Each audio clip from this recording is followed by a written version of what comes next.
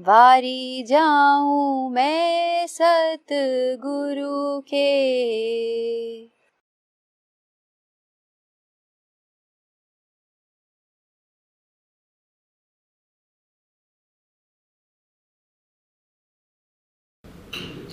Job ज़रूरी है निश्चित रूप से, पर जॉब क्यों करना चाहते हो? कोई भी नौकरी क्यों करना चाहता है?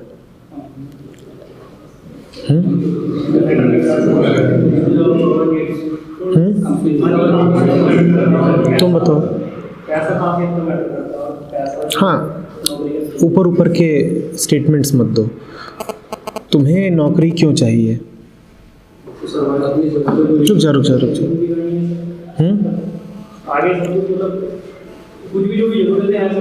ज़रूरतें पूरी करनी है ना, वेग आंसर्स नहीं, साफ साफ देखने की कोशिश कर रहे हैं कि बात क्या है ना। तो नौकरी चाहिए क्योंकि ज़रूरतें पूरी करनी है। अच्छा,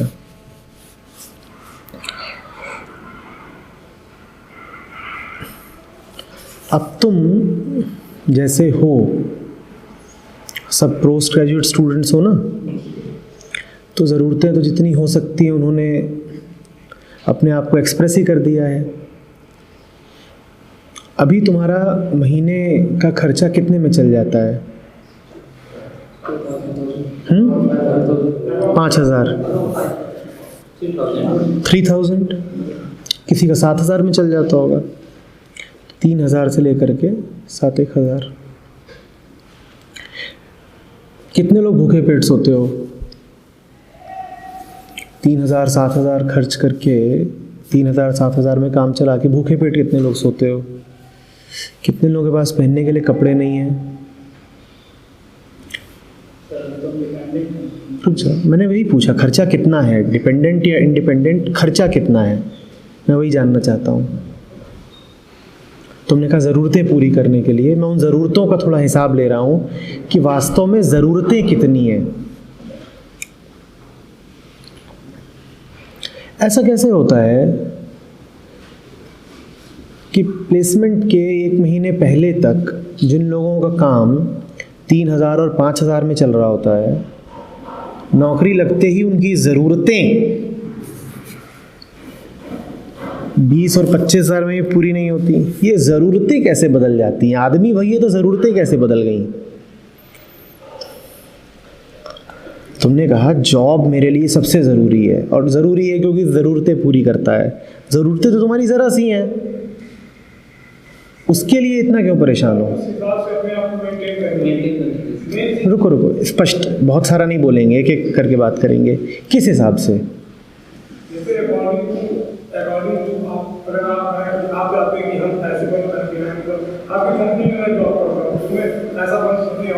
कैसा बन के आऊँ?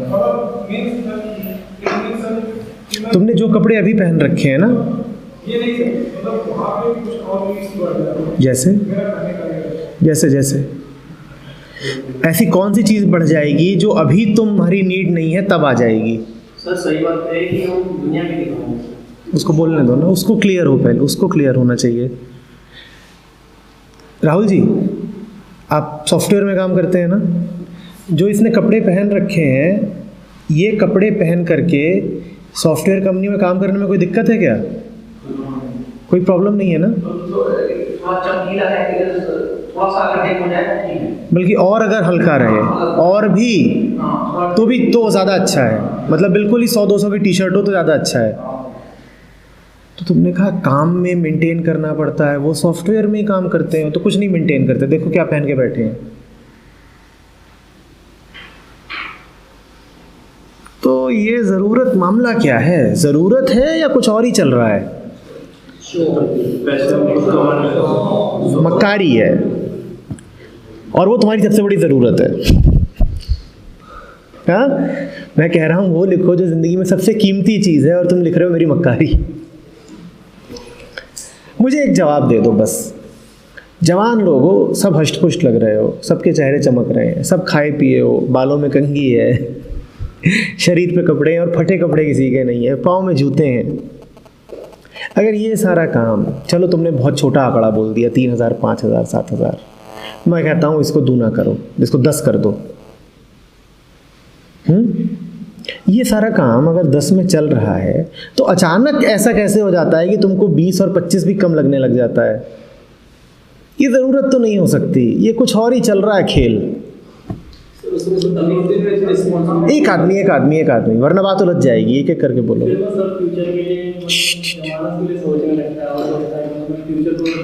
फ्यूचर को सेव करने लग जाऊं। सर एक्चुअली अभी हम दूसरे के ऊपर डिपेंड हैं, और जब हम हमारी जॉब लगे रहते हैं तो हमारे ऊपर कुछ लोग डिपेंडेंट हो जाते हैं। इस वजह से हमारी जो अभी तुम उनसे ले रहे हो, अब तुम्हें देना है, व्यापार चल रहा है।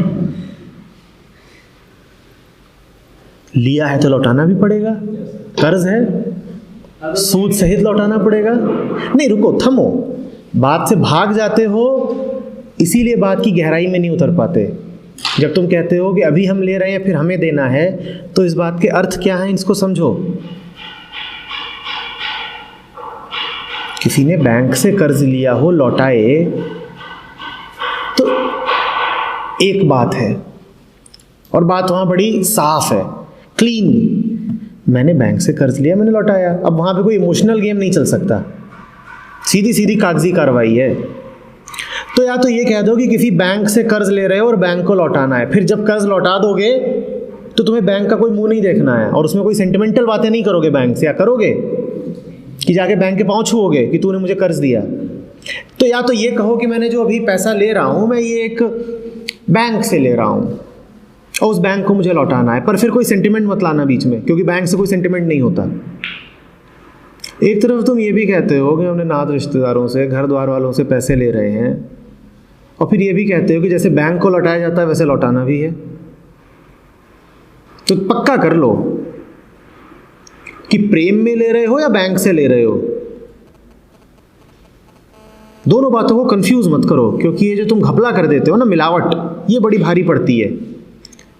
क्योंकि प्रेम में तो लेन देन का सवाल नहीं पैदा होता, और बैंक से अगर ले रहे हो तो फिर जरूर लौटाओ, लेकिन फिर वहां बीच में भावनाएं मत लाना। तुम दोनों काम करते हो, तुम कहते हो लौटाऊंगा भी और भावनाएं भी लाऊंगा। ये क्या खेल चल रहा है? ह्यूमन छोड़ो, अपना बताओ। ह्यूमन तो मैं भी हूं या मैं जानवर हूं? तुम्हारा अपना, तुम्हारा, सिर्फ तुम्हारा उसी की पड़ताल करनी है। ऐसा क्यों है? तुमने बहुत अच्छी बात करी थी, उसको आगे बढ़ाते हैं। तुमने कहा कि ठीक 25 इसलिए चाहिए, आपने बिल्कुल ठीक बोला, खर्च तो मैं 8-10 ही करूंगा, लेकिन बाकी मैं फ्यूचर के लिए बचाऊंगा। इस बात को लेते हैं। मैं इस बात को बहुत, तुमने अच्छा करा जो शुरुआत ही इससे करी। तुम लोग किस ईयर के हो? अभी फर्स्ट ईयर के, तो फिर फर्स्ट सेमेस्टर के भी हुए। क्योंकि प्रोफेशनल कोर्स है तो फिर आपको सोचना ही पड़ेगा, तो मतलब सर अच्छा रहेगा। प्रोफेशनल जिंदगी कोर्स क्यों बोल रहे हो? तुम आदमी नहीं हो फिर, बेसिकली इंसान हो नहीं, तुम प्रोफेशनल हो, है ना?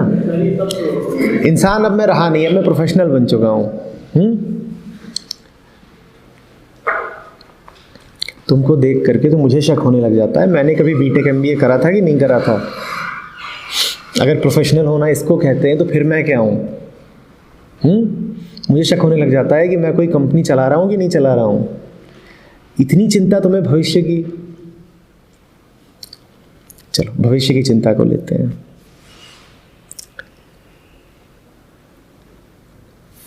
तुम जिसको कहते हो कि मैं भविष्य के लिए बचा रहा हूँ, ये क्या किसी बिंदु पे रुकने वाला है? बहुत ध्यान से जवाब देना, जल्दी से शूट मत करो, बिल्कुल ध्यान से देखो।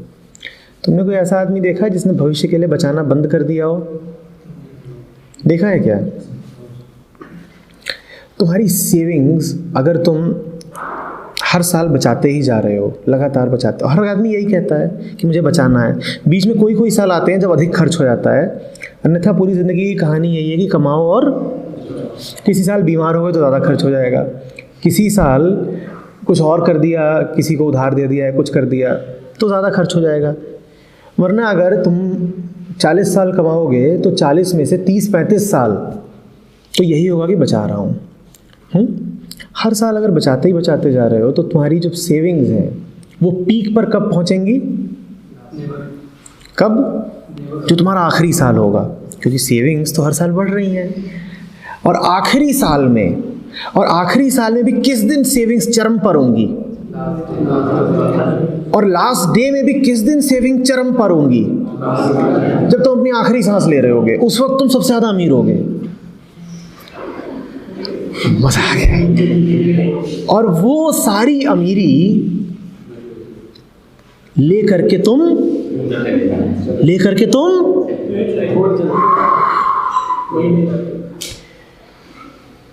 ठीक चले गए, काफी सारा छोड़ गए, खाया तो है नहीं, सेव किया।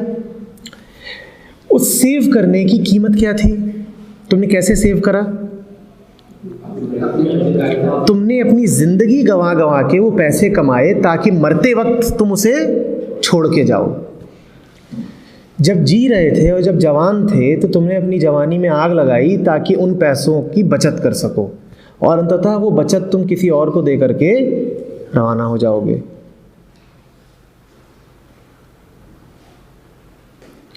तुम बड़े समझदार हो, बड़ी अकल लगाई है। किसने सिखाई है अकल? कैसे जीना चाहिए?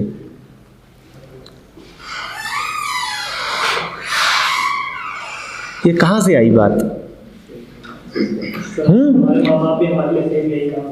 अरे कसम हो गया। और सारे बैंक्स भी यही चाहते हैं, क्योंकि तुम बचत नहीं करोगे तो उन्हें ब्याज कहां से? वो तुम्हारी बचत कोई तो देते हैं दूसरों को उधार, उससे ब्याज कमाते हैं। और जितने ये बाजारू लोग हैं वो भी तुमको यही संदेश दे रहे हैं, क्योंकि तुम कमाओगे नहीं तो खर्च कैसे करोगे। जो एयर कंडीशनर बनाने वाली कंपनी है वो तो चाहेगी ना कि तुम ज़्यादा से ज़्यादा कमाओ, क्योंकि जब कमाओगे तो क्या करोगे। और जो कार बनाने वाली कंपनी है और ये जो मकान बेचने वाले लोग हैं, जब दिवाली आती है तो क्या तुमको अभी बीती है देखा है? हर होर्डिंग पर सोने के सिक्के। उनको ऐसे लोग थोड़ी पसंद आएंगे जो मौज में जीते हैं, उनको तो वही लोग पसंद आएंगे जिन्होंने अपनी लगा करके बचाई है और अब उसमें सोना खरीद रहे हैं। अब ये अलग बात है कि वो सोना भी होगा क्या, साथ लेके जाओगे। पर लोगों को, ज़माने को बहुत पसंद आता है जब तुम कमाते हो, क्योंकि तुम कमाओगे नहीं तो उनको कैसे दोगे। ध्यान से देखना, एक तुमसे एक पहेली दिए देता हूँ, इसको चुनौती मानो। हर आदमी जो तुमसे कह रहा है कि और कमाओ, वो वही आदमी है जो चाहता है कि तुम कमा करके उसको दो। स्वार्थ है उसका। ध्यान से देखना कि कौन से लोग हैं जो तुम्हें प्रोत्साहित करते हैं खूब खूब कमाने के लिए। ये ठीक वही लोग हैं जिनकी नज़र तुम्हारी कमाई पर है। तुम कमाओगे नहीं तो उन्हें कहाँ से दोगे। और इस कमाने में तुम्हारी ज़िंदगी राख होगी, इससे किसी को क्या फ़र्क पड़ता है? क्या फ़र्क पड़ता है?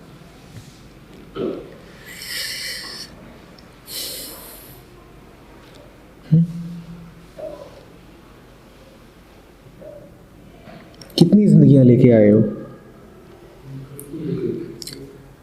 1.25, 1.5, 1.25, 1.01 या सिर्फ 1? तो वो 1 क्या हो रही है? हम बात कर रहे हैं और हम मौत के करीब आ रहे हैं।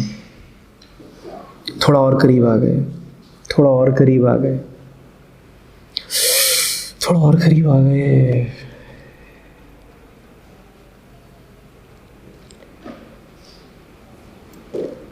और तुम कह रहे हो कि मैं इसको इस्तेमाल करूंगा बचत के लिए। जो असली चीज़ है उसे खर्च किए दे रहे हो। असली चीज़ क्या है? ये जो समय बीत रहा है ये असली है। इसी का नाम तो ज़िंदगी है। ज़िंदगी कुछ और होती है। ये जो हम यहाँ समय बिता रहे हैं, ज़िंदगी इससे अलग कुछ है या यही है? इसकी तो परवाह नहीं है। भविष्य की बड़ी परवाह है। जो अभी है उसकी परवाह नहीं है, भविष्य की परवाह है।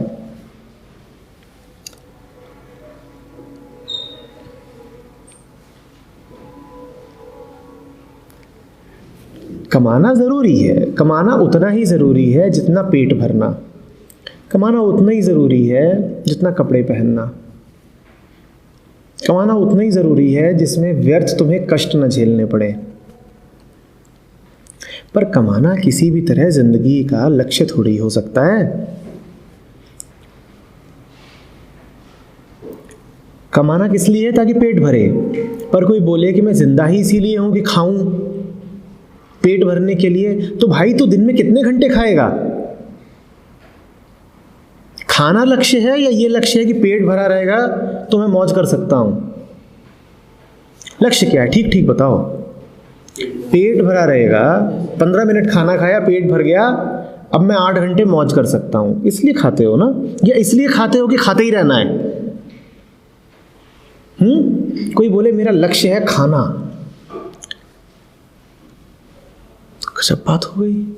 अगर खाना लक्ष्य हो सकता है तो फिर पाखाना भी लक्ष्य हो सकता है। फर्क क्या है? दोनों शारीरिक क्रियाएं हैं, एक में अंदर जाता है, एक में बाहर आता है। तो पैसा कमाना उतना ही बड़ा लक्ष्य है जैसे कोई बोले कि मेरा लक्ष्य है जीवन भर पेशाब करना। आप तो संत हैं, परम ज्ञानी हैं, आपका तो मंदिर भी अद्भुत बनेगा। ये उन संत का मंदिर है जिन्होंने जीवन भर सिर्फ पेशाब करी है। धरती के उपासक थे भाई, धरती की उर्वरा शक्ति बढ़ा रहे थे।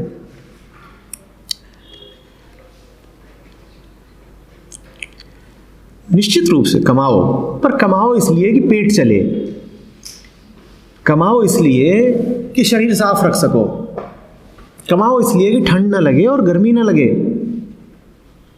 इससे ज्यादा कमाने का क्या औचित्य हो सकता है, ये बताओ? समझाओ ना मुझे, मैं जानना चाहता हूं कि कमा के करोगे क्या? सोसाइटी को क्या करोगे?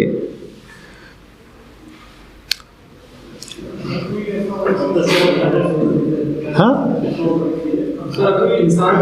एक एक करके अपनी बात हर कोई छोड़ दो, तुम अपनी बात करो, अपनी बात। अगर मैं इतना ही कमाऊं, मैं लाओ बीच में, मैं इतना ही कमाऊं, मैं केवल कपड़ा और यूज कर सकता हूं,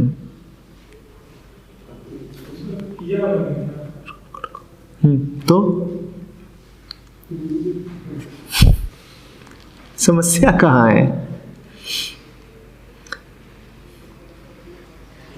तुम्हारी अब समस्या ये है कि कोई समस्या है ही नहीं, तो तुम फंस रहे हो। कोई समस्या वास्तव में नहीं है भाई, तुम जबरदस्ती फंस रहे हो। मामला इतना सीधा है, इतना सरल है कि तुम इसको फंसा सकते ही नहीं हो। मैं कमाने के लिए मना नहीं कर रहा हूं, मैं भी कमाता हूं, पर कमाना मेरा लक्ष्य तो नहीं हो सकता। कमाता इसलिए हूं कि तुम्हारे कॉलेज तक आ सकूं, गाड़ी पे आता हूं। कमाता इसलिए हूं कि कुर्ता पहन सकूं। इससे ज्यादा मैं पैसे का करूंगा क्या? घूमने फिरने कहीं जाता हूं कभी, तो थोड़ा पेट्रोल, किराया, और क्या करूंगा पैसे का? और ये सब चीजें बहुत बड़ी हैं नहीं, इनमें बहुत पैसा लगता ही नहीं, तो खर्चे बहुत ज्यादा हैं ही नहीं।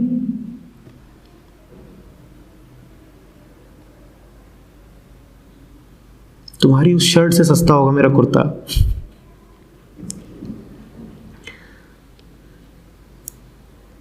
करोगे क्या पैसे का? मैं ये जानना चाहता हूं, मैं उत्सुक हूं, मैं कोई तो बात रख नहीं रहा अपनी, मैं समझना चाहता हूं तुम क्या करोगे पैसे का। जमा करना एक बात समझ में आई है कि भाई जमा करना चाहते हैं, उसके अलावा कुछ और मिला हो तो बताओ। जमा करना तो समझ में आ गया, रुपयों की चिता पे जमा करना तो आ गया समझ में। हाँ, खर्च करना बिल्कुल उचित उद्देश्य है, बिल्कुल। जो कमाएंगे वही वहीं खर्च कर देंगे आगे फ्यूचर के लिए, फिर वापस आ जाए।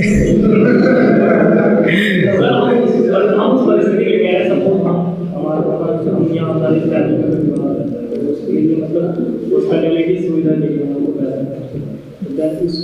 उसी के लिए शायद हम। तुम एक बात बताओ, ठीक चलो देखते हैं उस चीज़ को भी देखते हैं। अच्छा, अच्छी बात सामने आई है कि हाँ ठीक है, और किसी चीज़ के लिए ना बचाएं तो कम से कम बीमारी के लिए तो बचाएं, थोड़ा उसको देखते हैं। ज़बरदस्त प्राण घातक बीमारी तुमको ज़िंदगी में कितनी बार होनी है? कितनी बार तुम्हें कैंसर होगा? कितनी बार तुम्हें एड्स होगा? कितनी बार तुम्हारी आंतें बाहर निकाली जाएंगी फिर वापस अंदर डाली जाएंगी? ये सब काम कितनी बार होगा तुम्हारे साथ? संभावना, हम सिर्फ प्रोबेबिलिटी पे विचार कर रहे हैं। तुम अगर 500 लोगों को लो, एक सैंपल लो और उनसे देखो कि क्या संभावना है कि किसी को बहुत बड़ी बीमारी हो जिसमें लाखों का खर्चा आता हो, तो वो ज़िंदगी में कितनी बार होती है? हद से हद एक बार, और वो एक बार भी हो ये ज़रूरी नहीं है। रुको, थम जाओ। अभी हमने कहा था ना, एक मुद्दे से दूसरे पे नहीं कूदेंगे। जब भी एक से दूसरे पे कूदोगे, एक पहला वाला भी समझ में नहीं आएगा और दूसरा तो आएगा ही नहीं। एक मुद्दे पर रहो। वो एक बीमारी जो तुम्हें हो भी सकती है और नहीं भी हो सकती है, जो जीवन की कोई एक घटना होगी, पता नहीं होगी कि नहीं होगी, और होगी तो कब होगी, 60 की उम्र में, 70 की उम्र में, पता नहीं कब। उस एक बीमारी की आशंका में तुम कर क्या रहे हो ये भी देख लो। ये पहली बात। एक घटना जो 50, 70, 80, 90 की उम्र में घट भी सकती है और नहीं भी, क्योंकि कैंसर होता ही मुश्किल से 1% लोगों को है। तो तुम्हारे साथ भी संभावना यही है कि 100 में से बस एक की संभावना है कि होगा और पता नहीं कब होगा, यदि हुआ तो। मैं छोटी छोटी बीमारी की बात नहीं कर रहा हूं, मैं जुकाम की बात नहीं कर रहा हूं।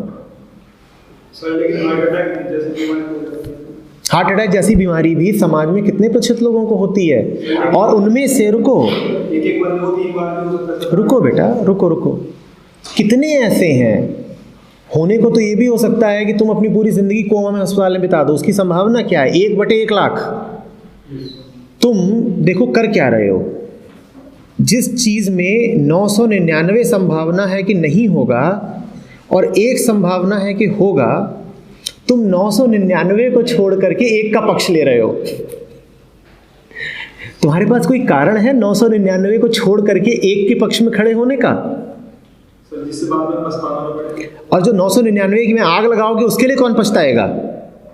लेकिन बाद में तो पछताना पड़ेगा। अरे भाई, अगर 1/1000 संभावना है कि होगा और 999/1000 संभावना है कि नहीं होगा, तो 999 की संभावना है कि तुम्हें पछताना पड़ेगा कि तुम फालतू ही डरे रहे। ये बात समझ रहे हो? मैं डरा हूं कि मुझे कोई जानवर आके खा जाएगा। जानवर के आने की संभावना है 1/1000, और मैं डरा खड़ा रहूं और तैयारी करता रहूं कि जब आएगा तो गोली कैसे मारूंगा। तो 999 क्या संभावना है कि मुझे पछताना पड़ेगा कि मैं फालतू ही डरा रहा। अगर से रुको। तो 999 तो मैंने अपना जीवन बर्बाद कर ही लिया। अब उस 1/1000 को लेते हैं कि जब वो जानवर आ ही गया। जब वो आ भी गया, जब तुम्हें हार्ट अटैक हो भी गया, ये बताना हार्ट अटैक के कितने रोगी हैं जो पैसा खर्च करके बच जाते हैं? जब हार्ट अटैक पड़ता है, अभी हम कह रहे हैं कि 999 तो जिंदगी खराब कर ही ली और पैसा बचा रखा था 1 के लिए, 1/1000 के लिए। अब उस 1/1000 में भी हम देखते हैं कि तुम्हारा पैसा कितना काम आएगा। क्या वाकई पैसा हार्ट अटैक के रोगियों को बचा पाता है? थोड़ा स्टैटिस्टिक्स देखो। अधिकतर तो तेज से तेज एम्बुलेंस में भी अस्पताल पहुंचने से पहले ही खत्म हो जाते हैं। अधिकतर तुम्हारा पैसा बचा ही नहीं सकता।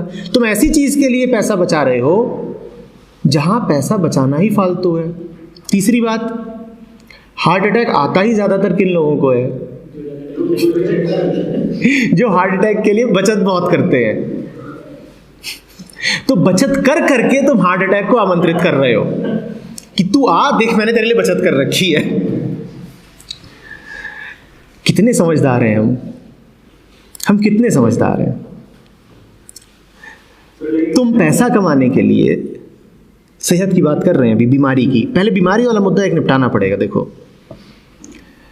तुम बीमारी से बचने के लिए पैसा कमाना है तुम्हें। तुम में से कितने लोग हाँ, गाजियाबाद नोएडा के ही रहने वाले हो, बस 2। बाकी उत्तर प्रदेश के दूसरे शहरों से हो, ठीक। तुम जिन शहरों से आए हो उनकी अपेक्षा यहाँ का पानी गंदा, यहाँ की हवा गंदी और यहाँ की मिट्टी गंदी। तुम यहाँ पर आए हो पैसे कमाने, और तुम कह रहे हो तुम पैसे इसलिए कमा रहे हो ताकि बीमारी में काम आए। मैं कहाँ को जा रहा हूँ समझ रहे हो? तुम यहाँ आए हो और तुमने बीमारी खुद ही बुला ली है। तुम्हारी एक एक सांस तुम्हें कैंसर के करीब ले जा रही है नोएडा में रह करके। नोएडा की तुम्हारी एक एक सांस, क्योंकि यहाँ का हवा पानी मिट्टी सब गंदी है। हिंडन नदी देखिए, कितने लोग हिंडन नदी के बगल से निकले हैं, कैसी है वो नदी? और कितने लोग गंगा किनारे किसी शहर से आए हो, हाथ खड़ा करो। तुम्हें शर्म नहीं आती? तुम गंगा छोड़ करके हिंडन का पानी पीने आए हो। कितने लोग किसी छोटे गांव कस्बे से आए हैं जहां पे खेत भी हैं, खलियान भी हैं और हवा साफ है, हाथ खड़े करो। तुम्हें अपने ऊपर जरा रहम नहीं है? तुम वो छोड़ करके यहाँ की गंदी मिट्टी खाने आए हो, और यही तुम्हारी पूरी तैयारी है। और तुम तर्क क्या दे रहे हो कि मैं पैसे कमाऊंगा बीमारी से बचने के लिए। बीमारी के घर में आ गए हो, बीमारी तुमने पक्की कर ली है, और अब तुम हार्ट अटैक की बात कर रहे थे।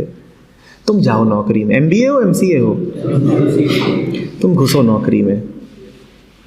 वहां पे वो विकराल बैठा हुआ है पूरा एक तंत्र जो ये पक्का करेगा कि तुम्हें हार्ट अटैक आए ही आए, क्योंकि हर कंपनी लालच की बुनियाद पे खड़ी है। और वहां एक ही चीज काम करती है, डंडा या लालच। तुम्हारे बॉस को ऊपर से डंडा आता है, उसके बॉस को और ऊपर से आता है, और तुम घुसोगे सबसे निचले पायदान पे। जितने डंडे ऊपर से आ रहे हैं वो अंततः किसके घुसने हैं? वो तुम्हारे। अब हार्ट अटैक किसको आना है सबसे ज्यादा? ऊपर से जितने चप्पल जूते बरस रहे हैं वो आखिरकार किसके सर पे गिरने हैं? वो तुम्हारे ऊपर गिरने हैं। बीमारी का इंतजाम खुद कर रहे हो। कभी देखना अपने सीनियर्स को क्या काम करते हैं। नौकरी मिलती है, पहला सवाल पूछा जाता है बाइक है, क्योंकि 90% नौकरियां तो हैं सेल्स की। MCA में भी घुसोगे अगर, टेक जॉब भी लो, तो वहां पर भी अब टेक सेल्स बहुत, और ये हमेशा रहेगा, ये आज की बात नहीं है। और अगर सेल्स नहीं भी है तो जहां तुम्हारा ऑफिस होगा वो होगी एक prime location, commercial. Prime commercial location के पास अगर तुमने घर लिया तो बहुत महंगा पड़ेगा। तुमको घर लेना पड़ेगा कहीं दूर सबर्ब में। गाजियाबाद से गुड़गांव बहुत लोग ट्रैवल करते हैं। घर तुम ऐसी जगह लोगे जहां कमरा सस्ता हो, और ऑफिस तुम्हारा होगा एक प्राइम कमर्शियल प्रॉपर्टी, और तुम सुबह 2 घंटा और शाम को 2 घंटा बिल्कुल स्वच्छ हवा का आनंद लेते हुए आओगे जाओगे। और ये पीक ट्रैफिक आवर्स होंगे, पीक ट्रैफिक आवर्स, जब करोड़ों इंजन एक साथ अपना धुआं उगल रहे हैं तुम्हारी ठीक नाक के अंदर, और ये सब तुम अपनी सेहत बनाने के लिए कर रहे हो। क्या तर्क है तुम्हारा कि सर ये तो हम सेहत के लिए कर रहे हैं ना नौकरी, कल को बीमार हुए तो काम आएगा, ये तुम सेहत बना रहे हो। एक्सीडेंट कहाँ होते हैं ज्यादा? कहाँ होते हैं? दुनिया देश भर की एक्सीडेंट की राजधानी क्या है? या गोरखपुर है, या उन्नाव है, या कानपुर है? दिल्ली तो है बेटा। जिस दिल्ली में तुम आ गए हो एक्सीडेंट ही तो करवाने आए हो, और क्या है के लिए आए हो यहाँ पे तुम? Welcome, you are so wise.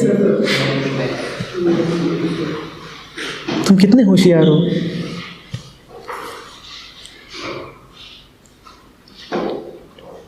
अद्वैत ने अपना एक बड़ा कीमती मेंबर खोया था, पहाड़ों का रहने वाला था, बहुत सीधा लड़का। अभी 2 साल पहले की बात है, बाइक से जा रहा था, किसी DND पर मार दिया, मर गया, खत्म। कुछ नहीं, FIR भी नहीं हुई, अखबार में एक इतनी सी खबर भी नहीं छपी, खत्म। सपने पूरे करने आया था दिल्ली, ऐसे ही देखो ना, बाइकों पर घूम रहे हैं। और किस लिए? कि यहाँ पर 15,000 की मिल जाएगी, 20,000 की मिल जाएगी, अपने शहर में 8,000 10,000 की मिलेगी। तो तुम एक एक्स्ट्रा 8-10 हज़ार कमाने आते हो यहाँ पर, तुम्हें पता भी नहीं होता कि उस 8-10 हज़ार की कितनी बड़ी कीमत दे रहे हो तुम। ऐसा तो नहीं है कि बिल्कुल भिखारी रह जाओगे अपने शहर में, ऐसा तो नहीं है ना। कुछ तो वहाँ भी कमा ही लोगे। तो कुछ अतिरिक्त आमदनी के लिए तुम आते हो, और उस अतिरिक्त आमदनी की कीमत क्या है ये तुम्हें नहीं दिखाई पड़ता। फिर दावे देखो, बचत, सेहत।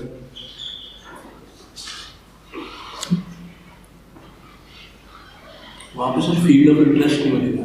यहाँ तुम्हें मिलेगा फील्ड ऑफ इंटरेस्ट ज़रूर। कोई कंपनी में काम करना चाहता है, उस कंपनी का तुम्हें कुछ पता भी है जहाँ तुम काम करना चाहते हो? तुमने सिर्फ सपने देखे हैं। तुम्हें उन कंपनियों का कुछ पता है जहाँ काम करना चाहते हो? जब करेंगे तब पता चलेगा। जब करोगे तब पता चलेगा, अभी पता नहीं है। जिसका पता नहीं उसकी ओर भाग क्यों रहे हो? ये क्या तर्क दे रहे हो? जिसका पता नहीं है उसकी ओर क्यों भाग रहे हो पागलों की तरह? एक बार देख तो लो कि किधर को जा रहे हो। एक बार देख तो लो। सब जितने पागल हैं सब एक ही तरफ को भागे जा रहे हैं, तुम भी भाग लोगे। उत्तर प्रदेश की हर सड़क नोएडा की ओर आ रही है, तुम भी चल दिए, हमें भी जाना है।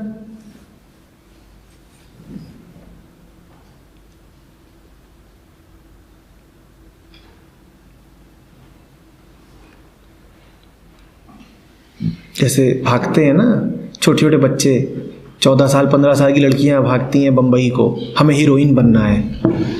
ऐसे ही तुम भागे हो। उनमें और हम में कोई विशेष अंतर थोड़ी। उन्हें भी नहीं पता वो कहाँ जा रहे हैं, बस एक सपना है, वो खींचे लिए जा रहा है। हीरोइन बनेंगे, बड़ी अच्छी लगती है नाचती, हम भी नाचेंगे, सेहत बनाएंगे।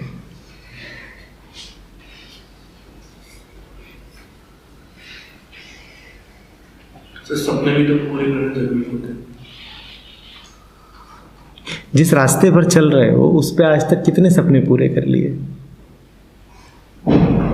और उसी रास्ते पर जब आज तक नहीं सपने पूरे हुए तो आगे कैसे हो जाएंगे?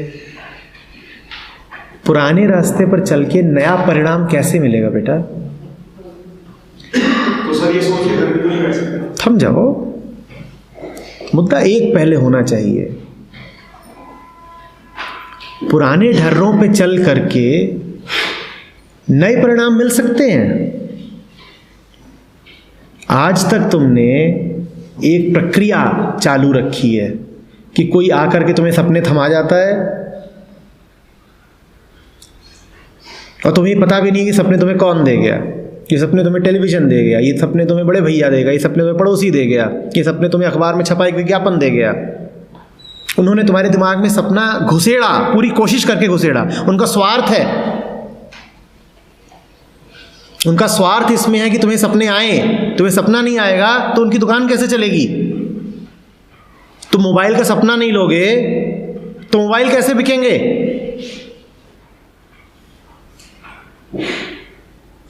तुम्हें किसी ने सपने जबरदस्ती तुम्हारे दिमाग में घुसेड़ दिए और तुम्हें पता भी नहीं है कि तुम कर क्या रहे हो। ये सपने तुम्हारे हैं, ये तुम्हारे हैं क्या सपने? तुम आतुर तो बहुत हो इनके पीछे दौड़ने के लिए, पर क्या ये तुम्हारे हैं? ये जो दुकान खोल के बैठे हैं ना, ये बड़े चालाक लोग हैं।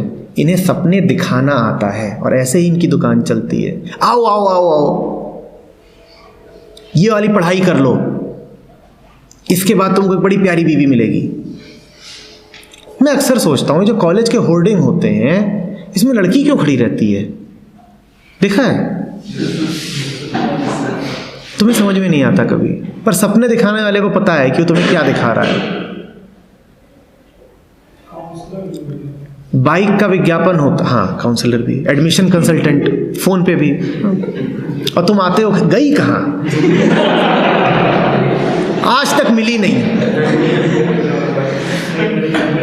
वो एक एक क्लासरूम में खोज रहा है तब से।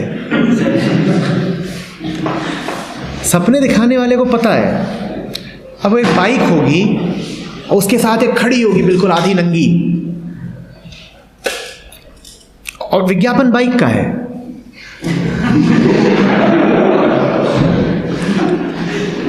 या तुमसे ऐसा कहा जा रहा है कि विज्ञापन बाइक का है, पर तुमने सपने खाई के देख लिए वो जो अधनंगी खड़ी है, ठीक कि ये पिछली सीट इसी के लिए है। सपने दिखाने वालों को अच्छे से पता है कि लोगों को गुलाम कैसे बनाना है। सपने दिखाओ, गुलाम बनाओ, सपने दिखाओ, गुलाम बनाओ, और तुम खड़े हो जाते हो नाक निपोर के, सपने हमारे हैं, हमें पूरे करने हैं। तुम समझ भी नहीं रहे कर क्या रहे हो। मदारी नचा रहा है, तुम नाच रहे हो।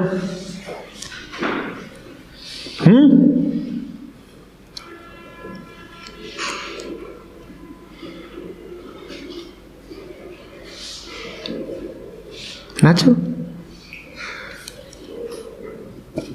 ऐसे ही बजाता है ना वो। चल, तेरी कामनी नोएडा में तेरा इंतजार कर रही है और गोल गोल घूमना शुरू कर देता है। नोएडा जाएंगे, नोएडा जाएंगे, नोएडा जाएंगे। डुक डुक डुक डुक डुक डुक डुक डुक डुक डुक डुक डुक डुक डुक डुक डुक। हाँ भाई, चल अपनी बंदरिया को विदा कराने नोएडा। वो विदा कराने गया है, वो मना कर रही, नहीं आऊंगी। क्यों नहीं आ रही? अरे तुम बाइक पे चलते हो, तुम्हारे पास कार नहीं है। अब क्या करेगा तू? कार खरीदेगा?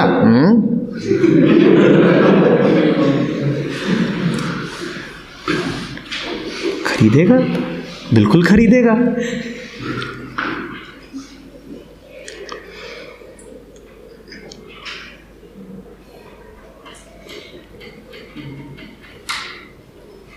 तुम्हारा जन्म ही इसीलिए हुआ है कि तुम कमाओ। कमाओगे नहीं तो दुनिया कैसे चलेगी?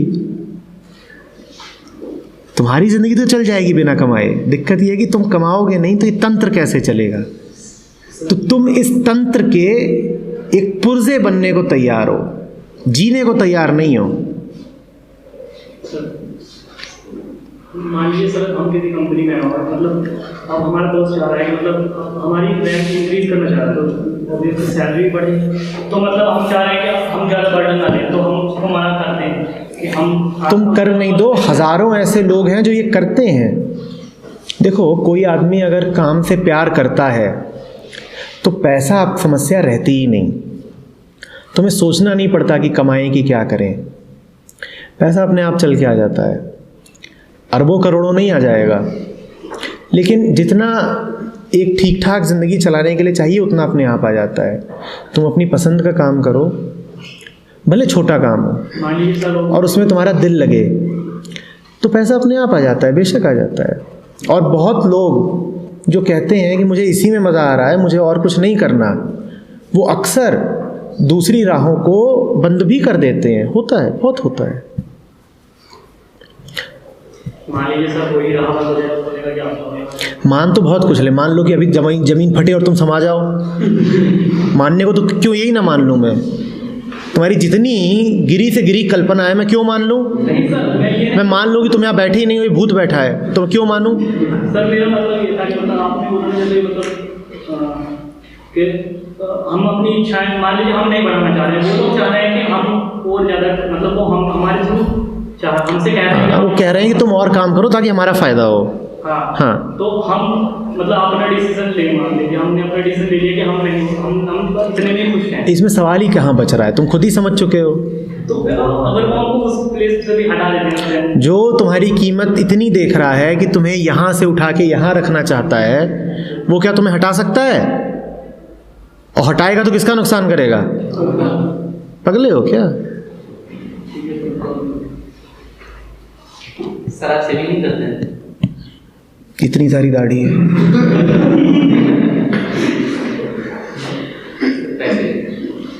एक ही बात है, सेविंग शेविंग।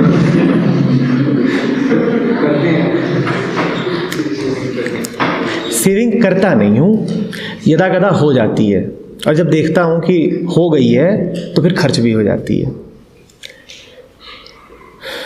मैंने तुमसे कहा ना, काम मौज में कर रहे हो, अपनी पसंद का कर रहे हो, तो पैसे के लिए सोचना नहीं पड़ता, आ ही जाता है।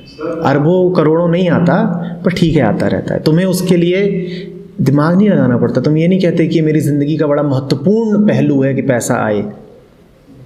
और जब आता है तो जितना आएगा उसमें से 1-1 रुपया तो नहीं खर्च हो जाएगा, कुछ बचता भी रहता है अपना। पर वो बचाना उद्देश्य नहीं है। वो बच गया तो बच गया और नहीं बचा तो नहीं बचा। आ रही बात समझ में? कई बार ऐसा भी होता है जितना कमा तो उससे ज़्यादा खर्च हो गया। जब दिखाई पड़ता है कि कमाई से ज़्यादा खर्च होने की नौबत आ रही है तो समझ में आ जाता है कि अब ज़रूरतों की जगह लालच का हिसाब किताब बैठ रहा होगा। जहाँ ये दिखाई पड़ने लग जाता है वहाँ ये भी समझ में आ जाता है ना सीधे सीधे कि अब ये ज़रूरतें नहीं हैं, यहाँ पर खेल कोई और ही चालू हो चुका है। तो वो एक चेतावनी होती है। चेतावनी ये नहीं होती कि और कमाओ, वो चेतावनी ये होती है कि ज़रा ज़िंदगी को देखो क्या कर रहे हो। सर मैं ऐसा यही होता है, महीने से 5,000 रुपये पहले 10 दिन पहले खत्म हो जाता। अब इस 10 तारीख को, जिस दिन 10 तारीख की रात को ये पैसे खत्म हुए, तुम्हारे सामने 2 रास्ते हैं। एक, तुम कहो कि पैसे कम हैं। दूसरा, तुम कहो अरे ज़रा थमने दो और मुझे इन 10 दिनों को देखने दो कि मैं करता क्या रहा। हम आम तौर पे पहला रास्ता चुन लेते हैं क्योंकि हमें सुविधाजनक लगता है कि और पैसे मंगा लो। ये जो दूसरा रास्ता है ये असली रास्ता है, जिस पे तुम ठहरते और कहते हो एक बार देखूं तो कि मैं पैसे का करता क्या हूँ। ये असली रास्ता है। ज़रा इस पे भी चल के देखो कि मैं इस पैसे का करता क्या हूँ। वाकई कितनी ज़रूरतों पे जा रहा है और कितना ऐसी चीज़ों पे जा रहा है जिनकी कोई ज़रूरत नहीं है, बस फालतू उड़ा रहे हैं। और यकीन मानो आदमी जैसा बनाया गया है उसकी ज़रूरतें बड़ी सीमित रखी गई हैं। बनाने वाले ने तुम्हें इतनी ज़रूरतें दी ही नहीं कि ज़िंदगी भारी हो जाए। वो तुम्हारा दोस्त है जिसने तुम्हें बनाया है, जहाँ से तुम आ रहे हो वो तुम्हारा दुश्मन नहीं है, वो तुम्हारा दोस्त है। इसीलिए उसने तुमको बहुत ज़रूरतें दे के भेजा ही नहीं। वो चाहता तो ये भी तो कर सकता था ना कि सूरज का तापमान 80 डिग्री तक जाएगा, अब तुम्हारे लिए एक सुपर एयर कंडीशनर कंपलसरी हो गया। नहीं, ऐसा तो नहीं करता वो चाहता तो ये भी कर सकता था कि रात की जो ठंड है वो -60 डिग्री तक जाएगी, अब तुम्हारे लिए इतने इतने मोटे कोट खरीदना और घर में लगातार हीटिंग का इंतज़ाम करना कंपलसरी हो जाता। और उसने ऐसा भी नहीं किया। उसने खुद ही दुनिया ऐसी बनाई है कि तुम्हारी अधिकांश ज़रूरतों की तो पूर्ति अपने आप हो रही है। सांस तुम्हें मुफ्त मिल रही है कि नहीं मिल रही है?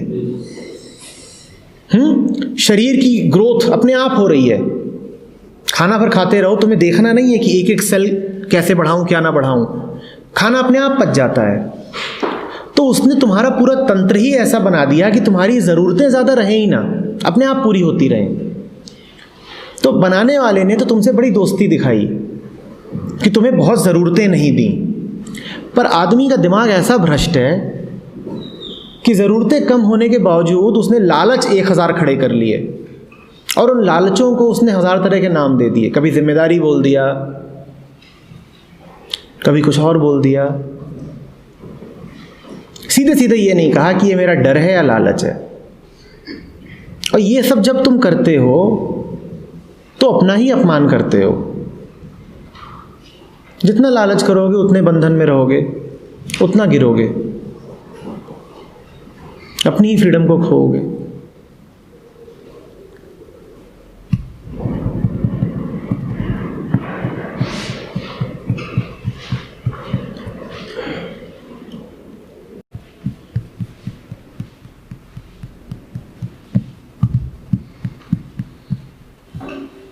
तुमने कहा था कि अगर ये सब सोचे तो क्या वहीं बैठे रहें। देखो, अब तुमको एक MBA की नज़र से समझा रहा हूँ, समझना। भारत में असली अपॉर्चुनिटी इस समय बड़े शहरों में नहीं है। बड़े शहर अब सैचुरेट हो रहे हैं। सैचुरेशन जानते हो ना, कि वहाँ जो होना था हो चुका।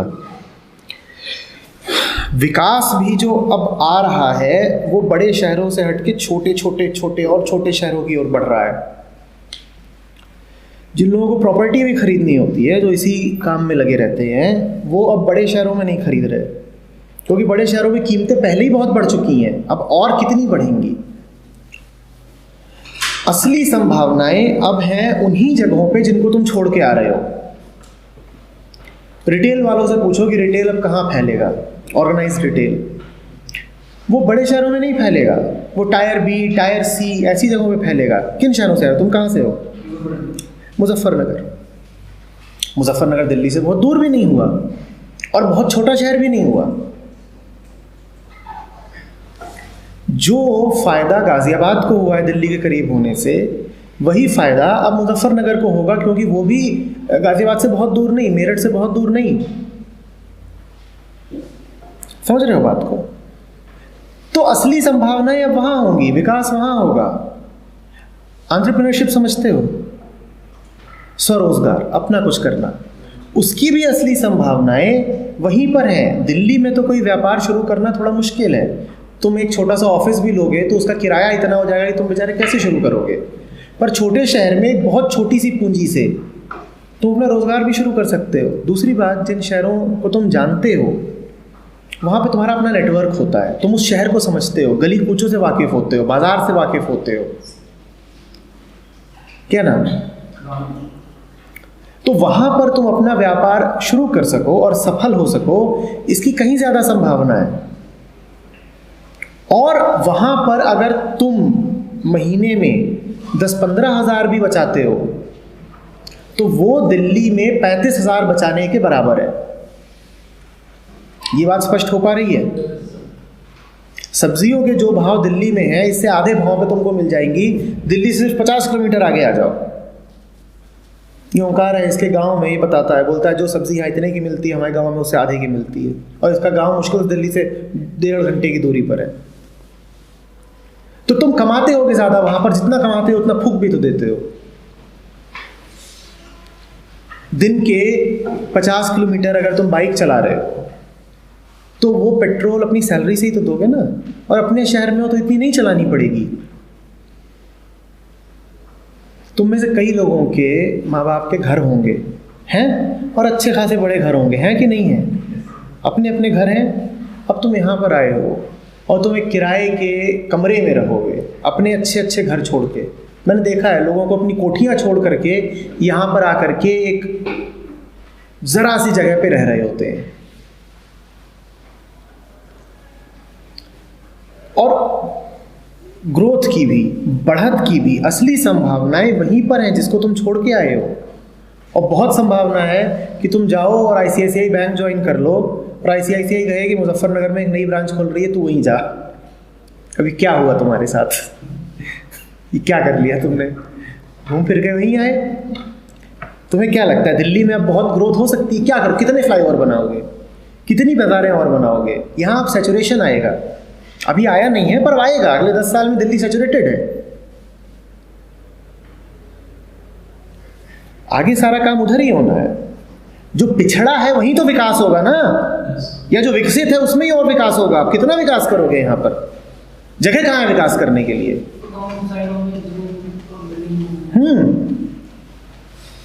जहां अपार्टमेंट नहीं बनते थे छोटी छोटी जगहों पे, वहां अपार्टमेंट बनने शुरू हो गए हैं। गांव गांव में ATM खुल रहे हैं। हर प्रकार के व्यापार की संभावना वहां पर है, और तुम यहां आकर बैठे हो और तुम्हारा सपना है कि गुड़गांव में नौकरी करे। करो, मरो।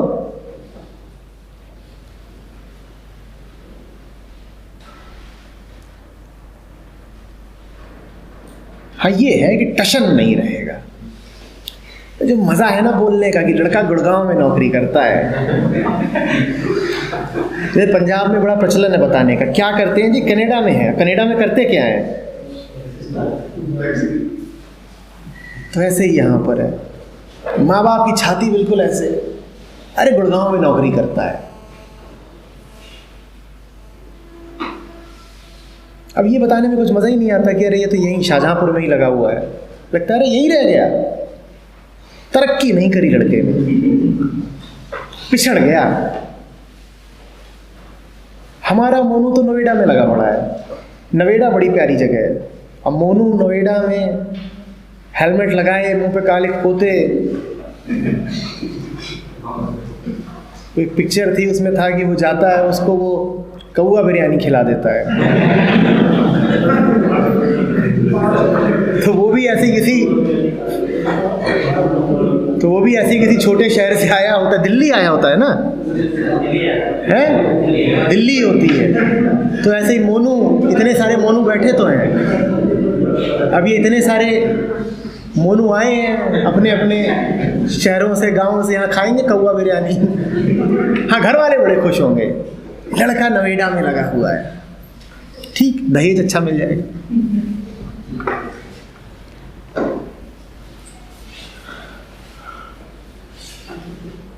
तो इसका उपाय क्या है?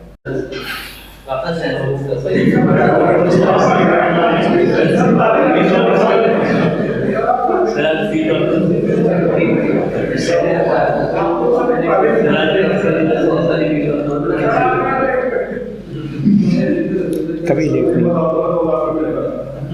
अरे तुम किस्मत वाले हो बेटा, 2 ही लाख लगे हैं।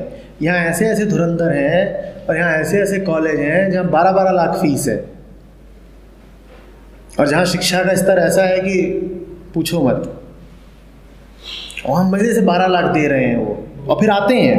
हमारे यहाँ भी जब हम रिक्रूट करते हैं ना, तो उसमें ऑप्शन होता है कितना, तो उसमें लिखते हैं 0 to 7 years, ये हमारा रहता है हायरिंग ब्रैकेट। तो 7 वाले और 5 वाले और 4 वाले तो कम ही आते हैं, क्योंकि ये लोग उतने होते ही नहीं, सबसे ज़्यादा तो फ्रेशर ही हैं दुनिया में, तो सबसे ज़्यादा फ्रेशर इकट्ठा हो जाते हैं और फिर आते हैं। वो आएगा, देखूंगा कहाँ से पढ़ा है। एक है दिल्ली में बड़ा मज़ेदार, वो कहता है कि हम IIM से बढ़ के, IIMs तो बाद में आते हैं, हम आगे आते हैं। तो आएगा, कहूँगा कितनी फ़ीस दी है? कहें 14 लाख। कहें अच्छा ठीक, कैसे दी है? बैंक से लोन लिया था। अच्छा ठीक, तो ज़रा निकालना कितनी आएगी इसकी किश्त महीने की? किश्त निकाली, पता चला किश्त आती है 32,000 महीने की। मैं कहा पढ़ा हम पैसे कितने देने वाले हैं? कहे हाँ। मैं जितनी तुम्हारी किश्त है उससे कम हम तुम्हें सैलरी देने वाले हैं, तो क्या भीख मांगोगे? तो तुम्हें इसी बात पे डिस्क्वालीफाई किया जाता है कि तुमने ऐसी ऐसे पढ़ाई करी क्यों जहाँ इतनी किश्त देनी पड़े। फिर एक दूसरी आएंगी, उन्होंने भी वहीं से पढ़ा है, तुम्हारा क्या है? नहीं हम अच्छे खाते पीते घर से, हमारे डैडी ने दे दिया। अच्छा, अब डैडी ने दिया, फिर डैडी क्या करते हैं? बिजनेसमैन है, तो दिख ही रहा है कि बिजनेसमैन है। अब चाहती क्या हो ज़िंदगी में? जो डैडी चाहेंगे। वो तो बहुत प्रकट सी बात है। जो आदमी 14 लाख रुपए तुम्हारे ऊपर लगाएगा और व्यापारी है, वो कहेगा नहीं अब इस 14 लाख की वसूली भी तो होगी, तो तुम्हारे यहाँ काम क्या खाक करोगी? असली एम्प्लॉय तो तुम अपने डैडी की रहोगी, जिधर पर डैडी चाहेंगे उधर को चलोगी, और जिस दिन कहेंगे नौकरी छोड़, उस दिन छोड़ दोगी। तुम्हें काहे के लिए नौकरी पे रखें, चलो जाओ। तो ये जो होते हैं, सोचो दोनों ओर से मारे गए। एक और तो 12-14 लाख फीस दिए, और दूसरी ओर अब इन्हें इसीलिए नौकरी नहीं मिलेगी क्योंकि 12-14 लाख फीस दी। इन्हें कौन रखेगा नौकरी पे? खतरनाक आदमी है, तो बड़ा बोझ लेके चल रहा है, ये टाइम बॉम्ब है, फटेगा। इसको ऑफिस में कैसे रखें?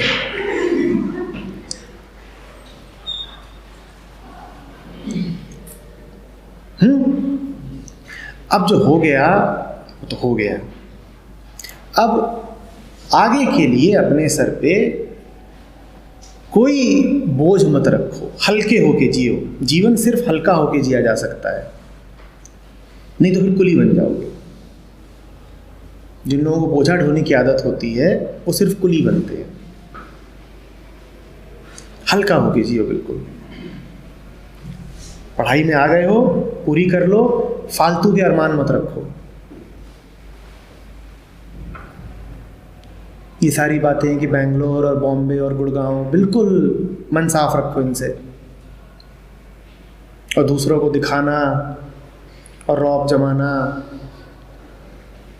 लड़का असिस्टेंट मैनेजर है, कम से कम 60 लाख की शादी होनी चाहिए, बिल्कुल ये सब भूत उतर जाएं दिमाग से, कतई नहीं।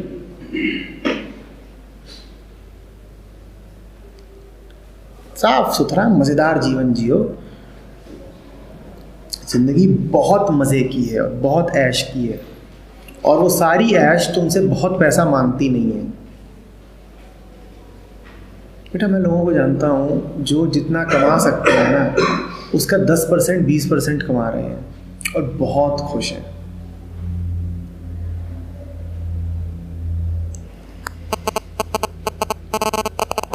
पैसा ज़रूरी है पर बड़ी छोटी चीज़ है।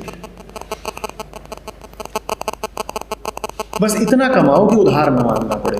ठीक है, इस बात को अपना फॉर्मूला बना लो कि कमाना तो है पर बस इतना ही कमाना है कि अपनी मूलभूत ज़रूरतों के लिए उधार न मांगना पड़े।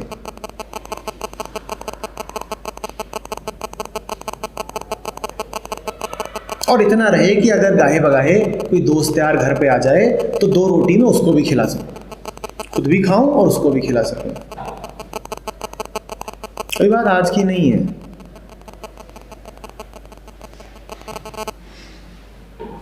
मजे लेने की भी कोई सीमा होनी चाहिए। कोई सीमा नहीं है, बिल्कुल कोई सीमा नहीं है। मैं तुमको आश्वस्त कर रहा हूं कि जिंदगी इतने मजे देगी कि तुम सर पकड़ के बैठ जाओ, तुम कहो कि सोचा भी नहीं था, और तब तुम धन्यवाद दोगे, कहोगे कि थैंक यू सो मच। किसको धन्यवाद दोगे तुम्हें नहीं पता होगा, पर किसी के प्रति तुम्हारे मन में गहरी कृतज्ञता उठेगी। तुम कहोगे जिंदगी इतनी आनंदपूर्ण हो सकती है, बाप रे बाप, मतलब हालत ख़राब हो गई, इतना मज़ा आया कि हालत ख़राब हो गई, अब झेला नहीं जा रहा, ऐसी ऐश है। और तुमसे थैंक यू बोलते नहीं बनेगा। इतनी मज़ेदार हो सकती है ज़िंदगी अगर बेवकूफ़ियाँ ना करे आदमी। तो बेवकूफ़ियाँ करते चलो तो वही ज़िंदगी नर्क बन जाएगी, और 1000 में से 999 लोगों की ज़िंदगी नर्क ही है। तुम देख लो तुम्हें क्या बनना है।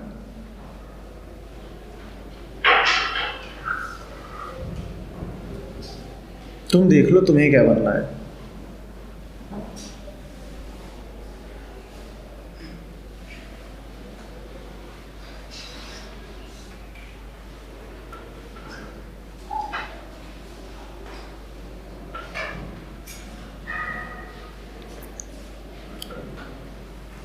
काम ऐसा चुनना जिसे प्यार के साथ कर सकते हो, जो करते हुए बार बार घड़ी ना देखनी पड़े।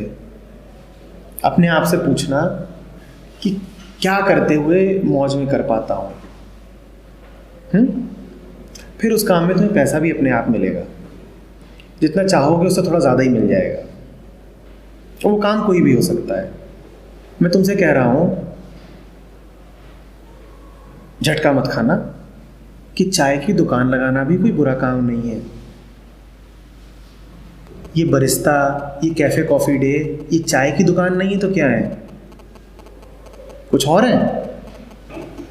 कुछ और है क्या? पर तुम कभी कहते ही नहीं उनको।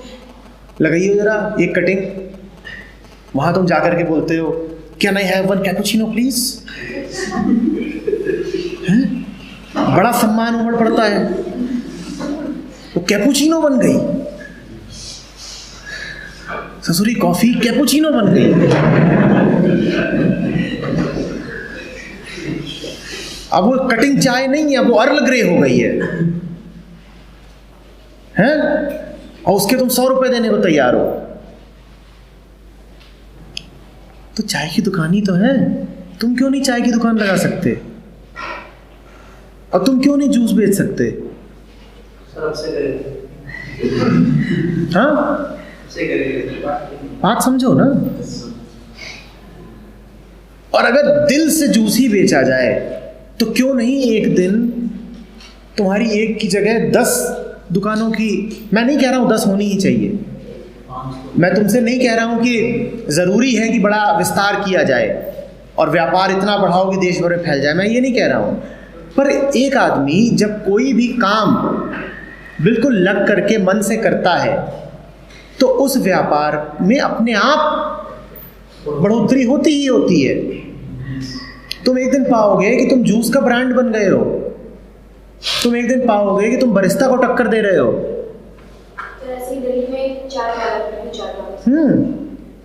ये सब और क्या है? निरुला और ये सब भी क्या है? इन्होंने ऐसे तो शुरू किया होगा। निरुला किसी का नाम है, निरुला की दुकान लगती होगी, निरुला के छोले कुलचे।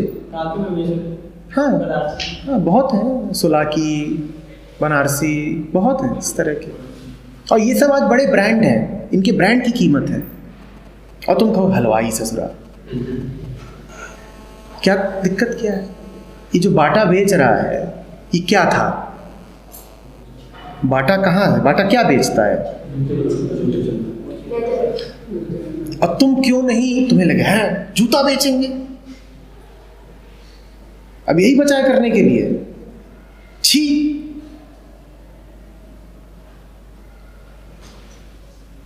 नमक बेचेंगे, और टाटा क्या कर रहा है? और तुम नमक बेचेंगे? अरे हमें असिस्टेंट मैनेजर बनना है, नमक नहीं बेचेंगे। असिस्टेंट मैनेजर बने बिना बापूजी को चैन नहीं आता। अब कहीं बता दिया कि लड़का नमक बेचता है, कि हलवाई बन गया, कि चाय बेचता है, तो सुसाइड हो जाएगी, जैसे शोले में हुई थी, पानी की टंकी पे चढ़ा था। अरे वो सब एक बराबर है, सब नकली है।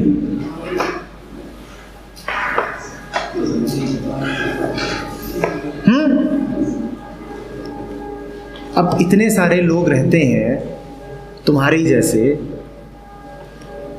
अब कमाते धमाते तो क्या ही है, जो कमाते हैं वो ज़्यादा खर्च होता है यहाँ पे, तो शादियाँ भी नहीं होती।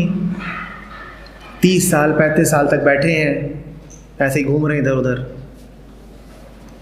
जो दिल्ली में होते हैं कि शादी नहीं होती जल्दी, तो खाना तो चाहिए।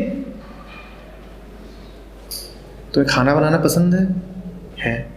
जानते हो घर के खाने का स्वाद कैसा होता है? जानते हैं। अरे तो एक अच्छी टिफ़िन सर्विस क्यों नहीं शुरू कर सकते? पर बड़ी दिक्कत, घर में बताओगे कहेंगे क्या करता है? बावर्ची हो गया, शर्मा जी का लड़का बावर्ची हो गया। और शर्मा जी मुंह छुपा रहे इधर उधर, कह रहे उफ अब इसकी बहन की शादी नहीं होगी। कई लड़के वाले देखने आए बहन को, बोले अच्छा भैया क्या करता है? बावर्ची। पड़ोसियों ने बता दिया, शादी टूट गई। अब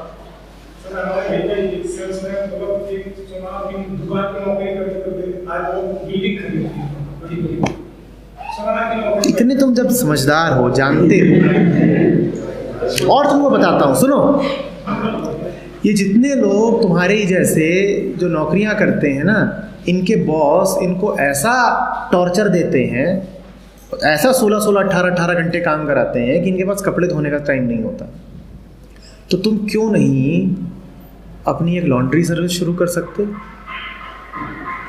कि बस कपड़े दे करके जाइए, हम कपड़े पिकअप करा लेंगे और कपड़े धुलेंगे आपके। फिर उसमें वही दिक्कत आएगी, अरे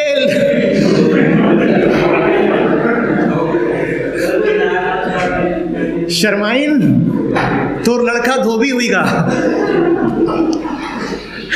अब शर्माइन खोज रही है कुआं कहाँ है आसपास, हम ही कूदेंगे सबसे पहले। लड़का धोबी निकल गया, 2 लाख 4 लाख देख के पढ़ाया लिखाया और लॉन्ड्री चला रहा है।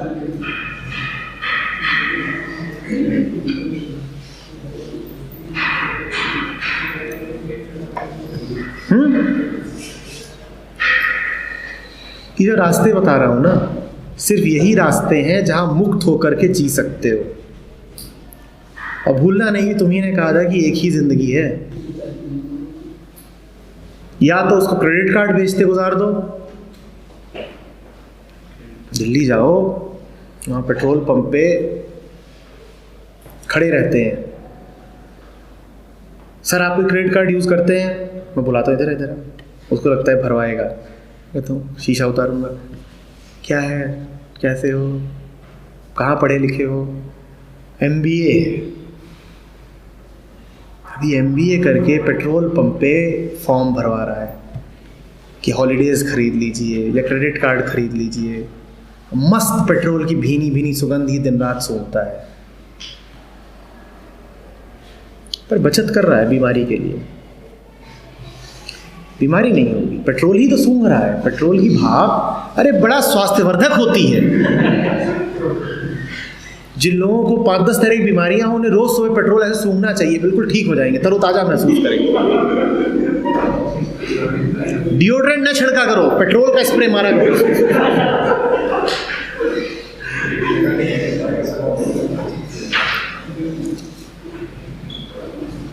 चल रहा है, ये होशियारी है हमारी।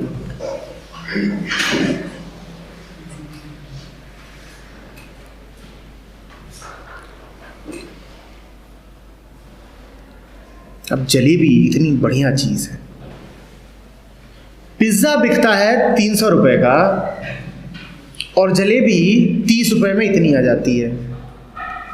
आती है कि नहीं आती है? और जलेबी क्यों नहीं बिक सकती 300 के रेट पे? क्योंकि आज कोई उसकी ब्रांडिंग करने वाला नहीं है, कोई ढंग से उसको बढ़ाने वाला नहीं है। पर ये काम तुम करोगे नहीं। जलेबी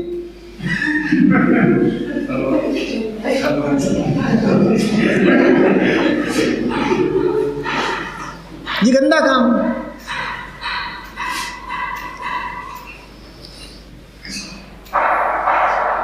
नहीं सर, हमें सेल्स एग्जीक्यूटिव ही बनना है।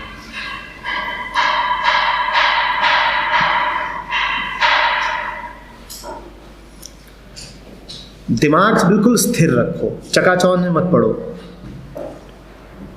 और मैं तुमको ये कोई सपना नहीं दिखा रहा हूं, मैं तुमसे वादा कर रहा हूं कि जिंदगी ऐश है। और मैं तुमको एक चेतावनी भी दे रहा हूं कि जिंदगी नर्क भी है। जिस नर्क की तुम कल्पना कर सकते हो उससे बड़ा नर्क है, उससे ज्यादा भयानक नर्क है। और चुनाव तुम्हें ही करना है। डरोगे तो नर्क में जाओगे, थोड़ा साहस दिखाओगे तो ऐश ही ऐश है। जो डर गया सो नर्क गया।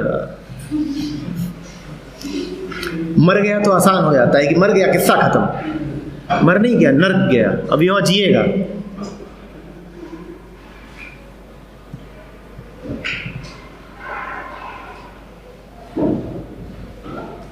असहज हो रहे हो।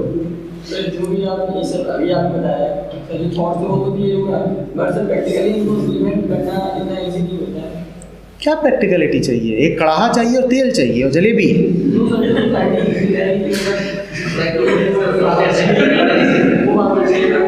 हैं?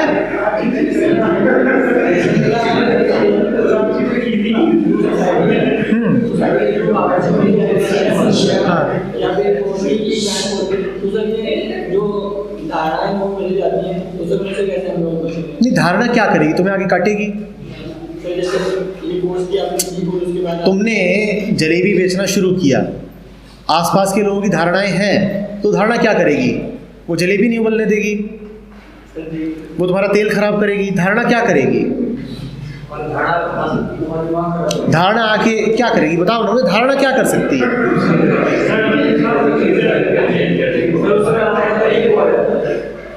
दूसरों की धारणाएं तुम्हारा क्या बिगाड़ सकती हैं? क्या करेंगी? तुम्हारी बिक्री रोक देंगी। किसकी? क्या चेंज आती है? दूसरों की धारणाओं से। हाँ, तो ये बोलो ना कि अपने दिमाग पे नियंत्रण नहीं है, कि दूसरा अगर कुछ बोलेगा और बहक जाओगे। क्यों बहक जाओगे? तुम्हारे हाथ में मत बहको। जो बहकाने है उसको जलेबी डाल दो उसके मुंह में, बोल ही नहीं पाएगा। और बोलो अभी जलेबी डाली, आगे जूता डालूंगा, दोबारा बोला तो भाग यहां से। ये बढ़िया जलेबी खा मुफ्त की और भाग। दिक्कत क्या है? तुम्हें अपनी नज़र साफ रखनी है ना, और जब अपनी नज़र साफ होती है तो फिर कोई ज़बरदस्ती आकर के तुम्हारे ऊपर वश नहीं कर सकता। अपना मन स्थिर रखो, पक्का रखो। फैमिली वाले क्या करेंगे वही जानना चाहता हूँ। कितना लगता है? हम देंगे।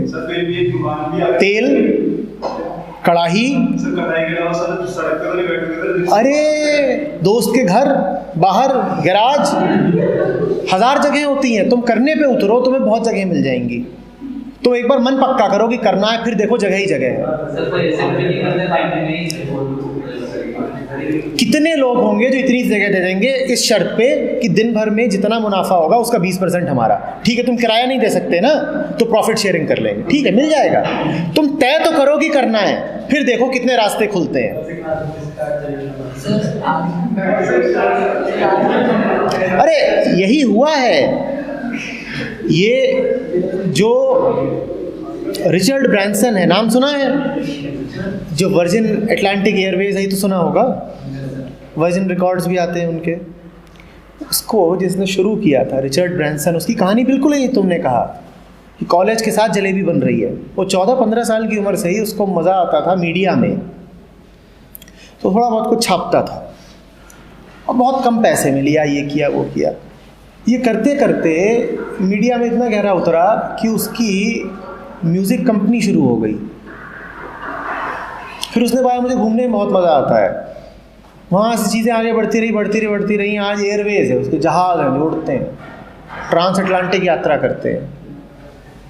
पर शुरुआत ऐसे ही थी कि पढ़ाई के साथ साथ कुछ अपना थोड़ा इधर उधर जो करने में मज़ा आ रहा है, और घर वालों पे निर्भर नहीं रहना है, थोड़ी अपनी आमदनी होती रहे। तो जिस काम में मजा आता है वो लोग करने कहाँ पे?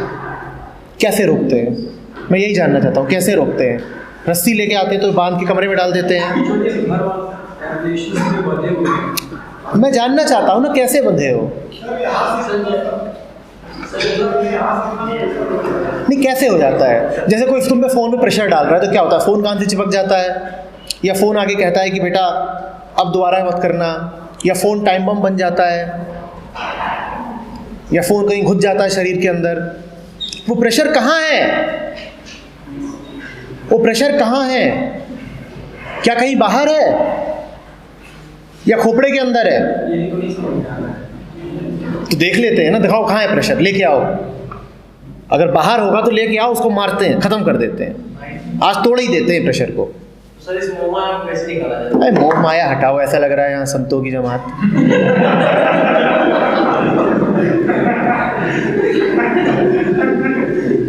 संत तो होता है सूरमा। सारे यहाँ डरपोक बैठे हो और बातें मोह माया की कर रहे हो, संतों वाली हैं। अभी तुम्हें बहुत समय लगेगा वो सब बातें करने में। ये मोह माया नहीं, सीधे पूछो कि मैं अपने इस बेवकूफ़ी भरे डर से मुक्ति कैसे पाऊं, अपने लालच से कैसे मुक्ति पाऊं। मैं बताता हूं तुम्हें, दूसरे तुम पर बस सिर्फ इसलिए कर पाते हैं क्योंकि तुम्हें उनकी चीज़ों का लालच है।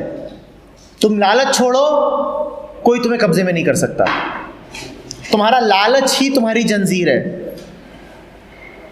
जिसके मन में लालच नहीं है उस पर कोई बस नहीं चला सकता। तुम ये मत पूछो कि दूसरे मुझ पे बस क्यों कर लेते हैं, तुम उन्हें आमंत्रित करते हो। तुम कहते हो मैं अपनी मुक्ति, अपनी स्वतंत्रता बेचने को तैयार हूं, बदले मुझे 2 रोटी दे दो, थोड़े से पैसे दे दो।